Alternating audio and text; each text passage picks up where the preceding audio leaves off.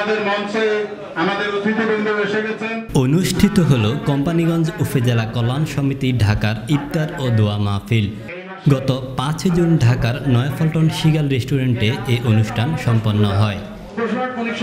কোম্পানিগঞ্জ উপজেলা কল্যাণ সমিতির সভাপতি জনাব ফরহাদ হোসেন ভূঁইয়া মুকুলের সভাপতিত্বে এই ইফতার ও দোয়া মাহফিলে উপস্থিত ছিলেন বিশিষ্ট ব্যবসায়ী জনাব ফখরুল ইসলাম, জনাব বেলায়েত হোসেন স্বপন, সমিতির সাধারণ সম্পাদক মোহাম্মদ মকসুদুর রহমান মানিক, MA হালিম, বাংলাদেশ আওয়ামী লীগের কেন্দ্রীয় নেতা ইস্কান্দার মির্জা শামীম, কবিরহাট উপজেলা সমিতির সাধারণ সম্পাদক ফোরকানি আলম, সর ফকিরা ইউনিয়ন চেয়ারম্যান জামাল উদ্দিন লিটন সহ কোম্পানিগঞ্জের বিভিন্ন শ্রেণী পেশার লোকজন। আমাদের চরাঞ্চলে অনেক স্কুল নাই, কিন্তু একবার অবহেলিত।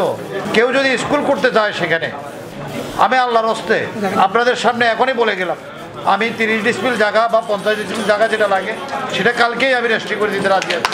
যদি কেউ স্কুলে উনি যে জায়গা দিবেন 30 ডিসিমিল অথবা 50 ডিসিমিল একটা স্কুলের জন্য যা দরকার তা দিবেন উনি, এর সাথে আমি বলবো যে ওখানে আমি ঘর করে দেবো।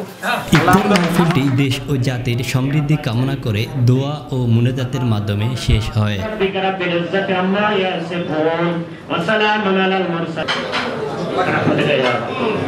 Arifin Jubayer, desk report, Noakhali TV.